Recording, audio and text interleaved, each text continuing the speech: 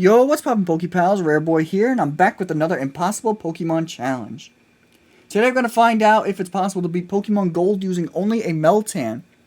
I know in the previous challenge I said I'd do this in Fire Red, but I think our next contender is better suited for that generation and region, so we're bringing Meltan to Johto instead. The reason why I chose Meltan is because its versatility is severely limited in Generation 2, being unable to learn a single Steel-type move and only learning normal and Electric-type moves, so ground types will certainly be an issue. I am writing this part of the script before I even started the challenge, so this is just my hypothesis. The first thing we need to do is import our contender Pokemon into a ROM of Gold. As always, we're replacing Togepi for two reasons. One, Togepi is not seen or owned by anyone other than the player, so we don't run the risk of running into another Meltan, making for the most authentic experience.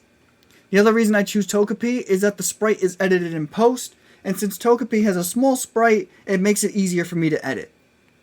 Next thing I need to do is edit Togepi's internal data so that it becomes Meltan. I edit its typing, base stats, move pool, and HM and TM compatibility. As I mentioned, our level up and TM moves are severely limited.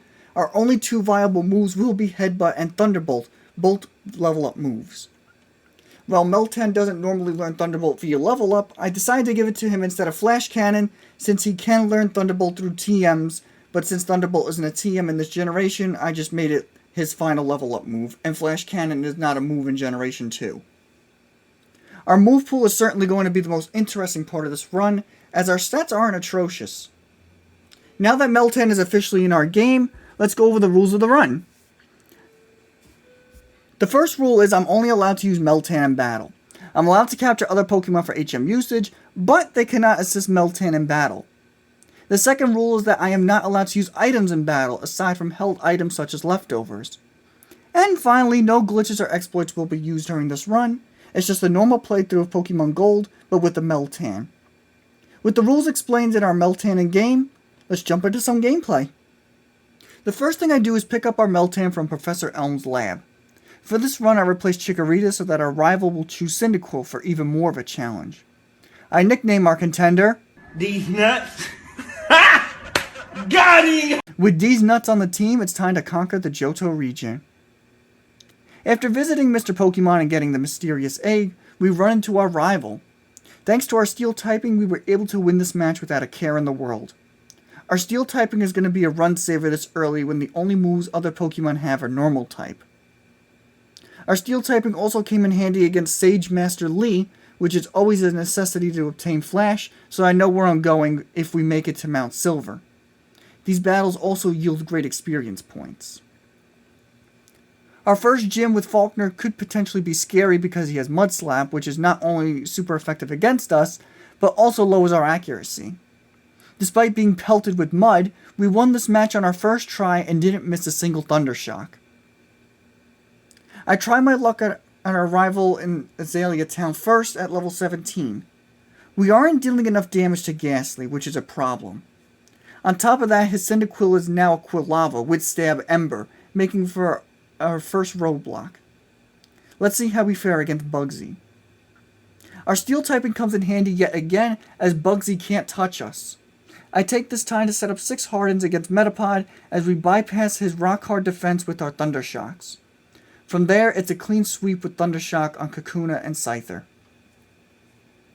I try our rival again at level 26, and this time we have Thunder Wave, so I paralyze Ghastly and go on the offensive, hoping to get some para hacks.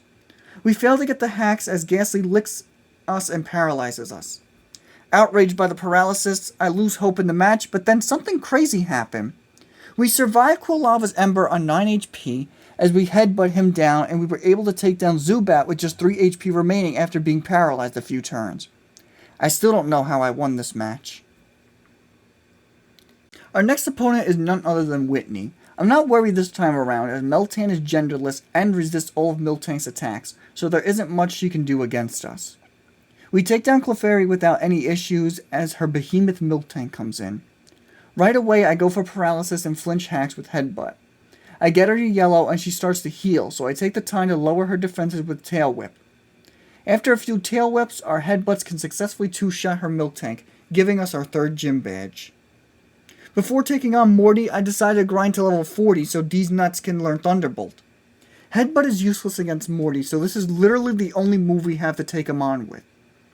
I one-shot both Ghastly and Haunter, and Gengar goes for Mean Look, as I one-shot him with a crit Thunderbolt, which definitely mattered. His final Haunter outspeeds us, but again he only goes for Mean Look, as I take him down with a single Thunderbolt, making for a fairly simple gym badge.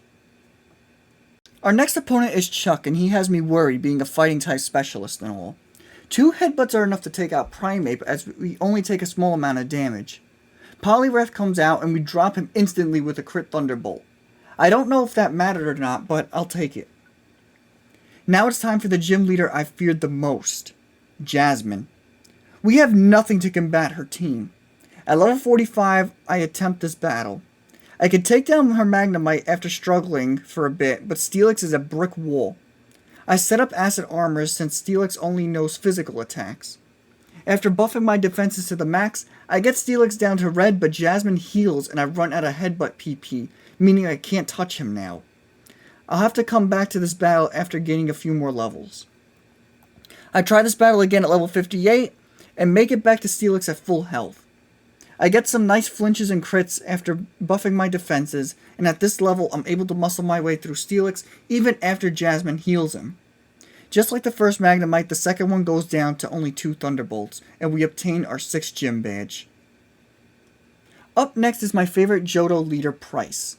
Unfortunately for him, 2 of his Pokemon are part water, and his one ground type doesn't even know a single ground type move, so as you can imagine he was a complete pushover.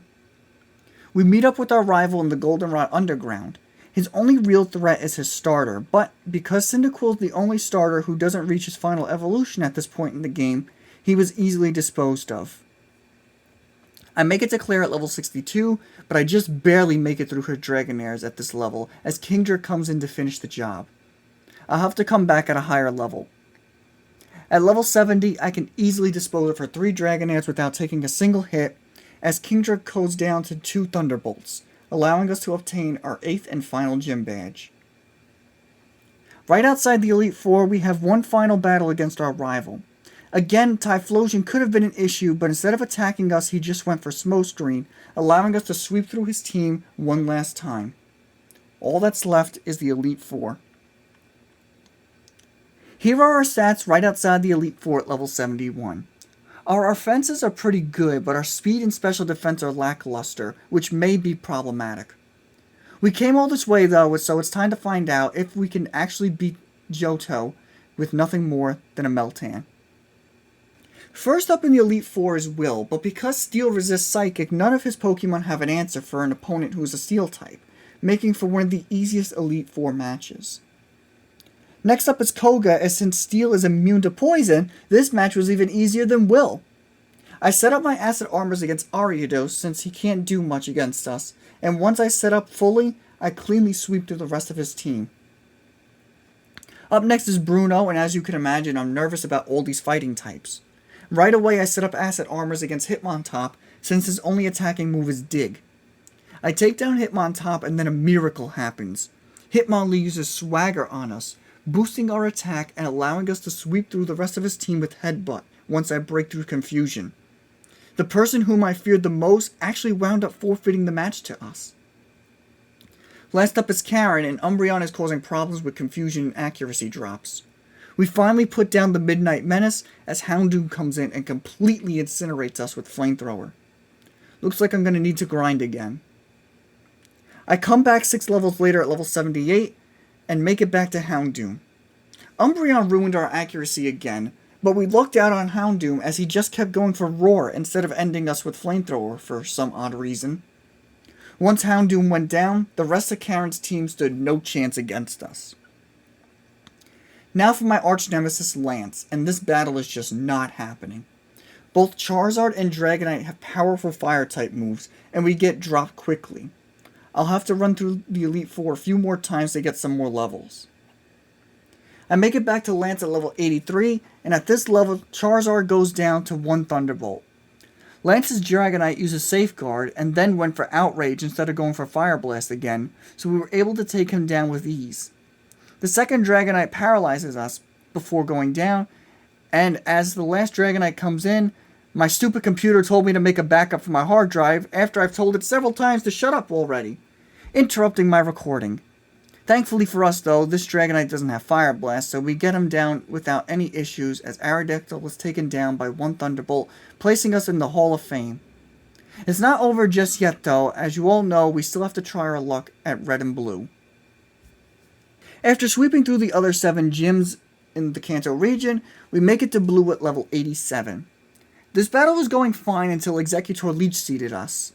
We might have gotten through Arcanine if not for the residual damage and health gained by Leech Seed, so I'll try this battle again.